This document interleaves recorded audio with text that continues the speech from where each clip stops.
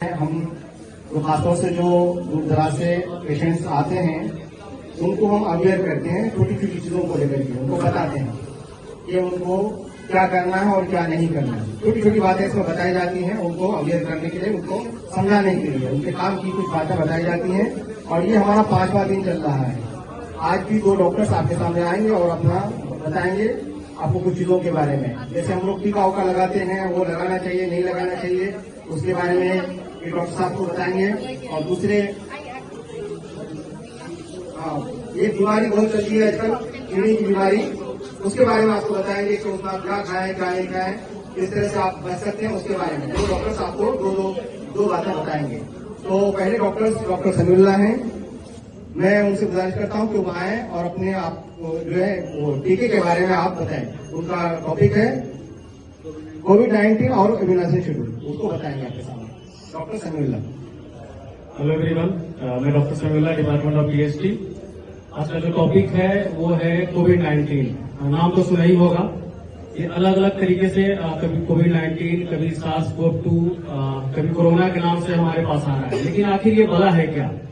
आखिर ये बार बार हमारे लाइफ को क्यों आकर के परेशान करता है और हम भयभीत हो जाते हैं? तो सबसे पहली बात कि ये, जैसा कि आप लोगों को पता शायद होगा, कि एक वायरस की बीमारी है। तो आखिर ऐसी क्या बात है? वायरस तो ऐसी नहीं है कि ये डिजीज पहली डिजीज वायरस की है। हमारे देश में बहुत सारे वायरस की डिजीज है, लेकिन इतना ये खतरनाक क्यों है? जैसे हम लोग घर में अगर फीवर किसी को होता है, तो बुखार होता है, तो हम लोग कहते हैं कि ये वायरल फीवर है, हम लोग 2 से 3 दिन में ठीक हो जाएंगे। तो उसमें क्योंकि वायरल है तो हमको भी उसमें प्रिकॉशन लेना चाहिए, हमको उससे दूरी बना के रखना चाहिए।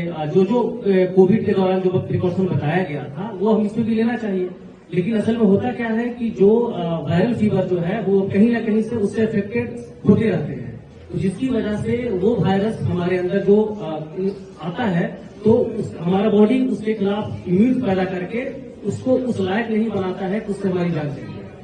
लेकिन कोई ऐसा वायरस जो बाहर से आता है तो वो वायरस जो है हमारे बॉडी के लिए क्योंकि नया होता है, तो उस दरमियान अगर हमारा बॉडी का इम्यूनिटी अगर कमजोर है, अगर अपने आप को उस लायक हम नहीं बनाए, हमारा इम्यूनिटी उस लायक नहीं है कि उसका हम सामना कर सके, तो वो उसके खिलाफ हमारे बॉडी में वायरस बनने में वक्त लगता है।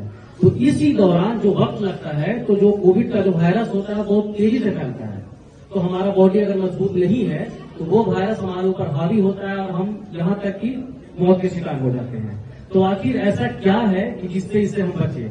तो जो प्रिकॉशन कोविड में बताया गया था, वायरस से रिलेटेड जो भी बातें बताई गई थी, जैसे कि ऐसा हम कुछ ना करें कि जो हम एक दूसरे को अफेक्टेड करें। सबसे पहली बात, उसमें बहुत सारी चीजें कोविड-19 हैंड वॉश था, मास्क था, दूरी बना करके रखे, ये सारी चीजें अगर हम अपने आप को करेंगे। उसके अलावा हमारी एक्टिविटी, हमने ये फील किया है कि अगर हमारी मेंटल स्टेटस और हमारी एक्टिविटी ठीक है तो हमने ये देखा है कि जो सैनिटरी लाइफ जी रहे हैं, जो आराम की जिंदगी जी रहे हैं और जो मेहनत कशी के साथ जो जिंदगी गुजार रहे हैं, तो जो मेहनत कशी से जिंदगी गुजार रहे हैं, जिनकी फिजिकल एक्टिविटी अच्छी है, उनमें ये चीजें या मौत या साइड इफेक्ट बहुत कम देखने को मिला है। लेकिन जो सैनिटरी लाइफ जी रहे हैं या उसके अलावा कोमॉर्बिडिटी जैसे हाइपरटेंशन है, डायबिटीज है, थायराइड है, ये सारी चीजें जिसके अंदर भी है, तो उसमें ये चीजें ज्यादा फेटल देखने को मिला है। तो अब सबसे पहली बात है कि ये कोमॉर्बिडिटी, तो इसके फिर एक अलग टॉपिक है, ये हम ये कैसे बचे। तो प्रिवेंशन एक ऐसा चीज है जो हम हर बीमारी से बचने की कोशिश करेंगे। अगर ब्लड प्रेशर हो रहा है तो हमें क्या नहीं लेना चाहिए, कैसे रहना चाहिए। अब वैसे लोग आज के दौर में क्या होता है कि जो सैनिटरी लाइफ जी रहे हैं, अब उनकी किस्मत में अगर उस तरह की बात है तो कम से कम अपने लिए आधे घंटे 45 मिनट वक्त निकालें अपने फिजिकल एक्टिविटी को करने के लिए। ये चीजें है। अब उसके अलावा अगर हम ये सारी चीजें करते हैं, हमारा इम्यूनिटी अच्छा होता है, तो अगर वायरस अगर हमारे पास आता भी है तो हमको उससे भयभीत होने की जरूरत नहीं है। हाँ, उसकी प्रिकॉशन लेंगे, लेकिन अगर हम उसके बारे में जानेंगे कि नहीं, हमें मेंटली कुछ नहीं कर सकता है, अगर हम अपने तरीके से सही रहें तो ये चीजें हो सकती है। दूसरी बात, अब आते हैं थोड़ी देर के लिए वैक्सीनेशन पे। तो वैक्सीनेशन क्या है? वैक्सीनेशन ये है कि जो वायरस हमारे अंदर है, तो उसी जो वायरस जो हमारे लिए जानलेवा है, उसी वैक्सीन को कमजोर करके एक वैक्सीन बनाया जाता है जो हमारी बॉडी के अंदर डाला जाता है। तो अगर हमारा इम्यूनिटी मजबूत है और उतना वक्त नहीं लगता है, तो ये हम उम्मीद करते हैं कि आप उस वायरस से लड़ सकते हैं। तो इसी वैक्सीन के थ्रू हमारे अंदर इम्यूनिटी बनता है। तो हमने इसको इम्यूनिटी से इसलिए जोड़ने की कोशिश की है कि इम्यूनाइजेशन जो जनरली जो बच्चों में जो होता है, जो बच्चों में हमारा पर्सनल जो ये है कि हम लोग पहले जब WHO के साथ जाते थे, किसी मोहल्ले में जाते थे, तो वहां पे लोग पोलियो की दवा नहीं लेते थे। वो इसलिए नहीं लेते थे कि बाद में उसका साइड इफेक्ट होगा। यहाँ तक बोलते थे कि आप ये पोलियो की दवा अपने रिस्क पे देंगे, आप अगर आप अपने रिस्क पे देंगे तो हम बच्चे को देने को तैयार है। इस तरीके से लोग पोलियो की दवा नहीं लेते थे। तो इम्यूनाइजेशन इसलिए किया जाता है कि आपका बच्चा जो है अगर आने वाले दिन में किसी भी बीमारी अगर फैलती है होता है तो उससे आप बच सके। वो जो इम्यूनाइजेशन जो आपके अंदर वैक्सीन डाला जाता है उससे आपका बच्चा इम्यून होगा और हर मर्ज से महफूज रहेगा। ठीक है, थैंक यू।